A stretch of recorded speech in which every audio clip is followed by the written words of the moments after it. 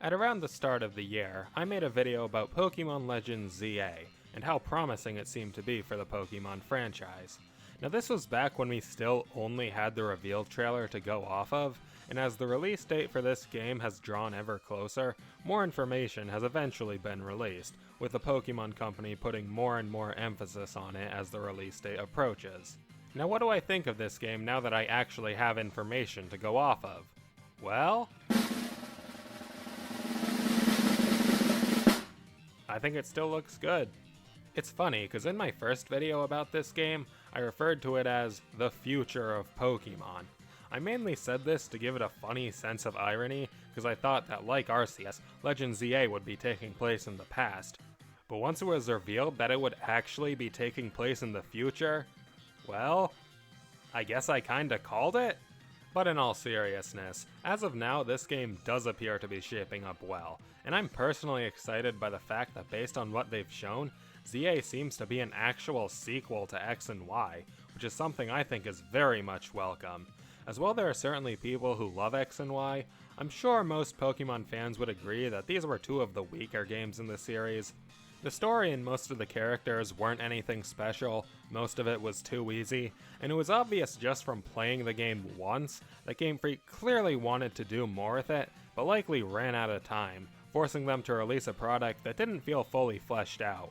Something that was proven further by the infamous Terra leak last year, revealing that there was likely an entire second half of Kalos that had to be cut. Oh, what could have been. But luckily, Game Freak seems to have realized this, and wants to deliver some much needed justice for the Kalos region. And one example of this justice that I love is the return of AZ. I think his inclusion was kind of obvious given the title of the game, but again, that's when I thought that this game would be taking place in the past. The fact that it's seemingly a direct sequel to X and Y gives us a chance to dive both further into his backstory, while giving him new, much needed character development. Because in X and Y, he was just kinda there. Outside of flashbacks, I feel like you could have cut him from the game and very little would change, so I look forward to actually getting to know him this time around.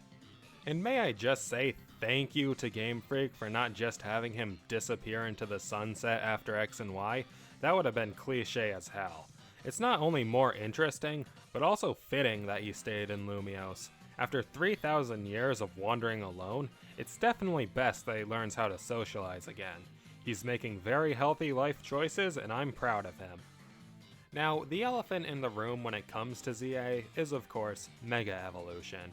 Now I was a bit nervous of this at the start, because I thought there was a chance that they might pull a Sun and Moon, where they brought back Mega Evolution but didn't add any new ones. It was a small chance, but they already did it, so not non-existent. Thankfully, those fears were squashed pretty early on with the reveal of Mega Dragonite. Now Dragonite is among my top 10 favorite Pokemon, so it was great to see Game Freak giving him some love. Since then, Game Freak seems to be putting extra emphasis on these new Mega Evolutions by making promotional videos to go along with their reveal, as seen by the second ZA Mega announcement.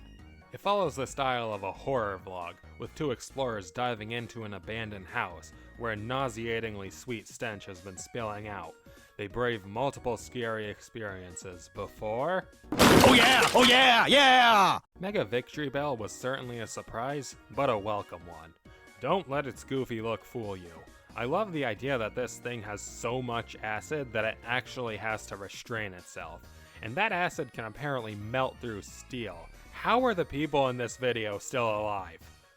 It was certainly a fun reveal, but then I realized something less fun. There was two new Megas, and both were Gen 1. Uh-oh. Game Freak has been known to give special treatment to Gen 1, so I thought, would we just be getting new Gen 1 Megas? A frightening thought indeed.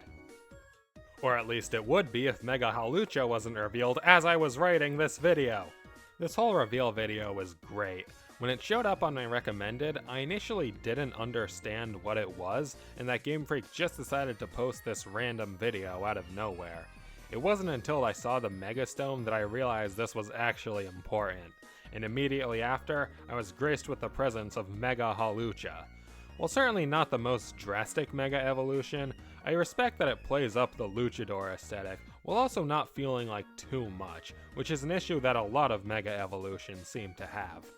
It's also crazy to think that even though Kalos was the region to introduce Mega Evolution, Hawlucha is only the second Kalos Pokemon to get one, and the first wasn't even one you could get in the main game.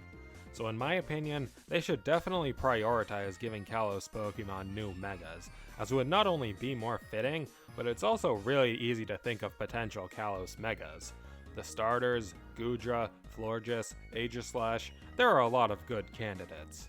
By the time this video comes out, it should be about a month and a half before ZA is released, and while they've shown off a lot, there's also a lot that's yet to be seen. And honestly, I'm glad for that.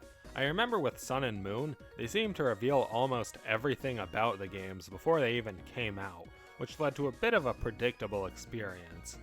So with that in mind, I'm glad they've gone a little easier on the pre-release details this time around, and I'm also glad that Game Freak does seem to be waiting until 2026 for Gen 10 like I hoped. But for now, there's just a month and a half until the next installment in the Pokemon Legends series, and right now, I'm definitely looking forward to it. Thanks for watching, and see ya around.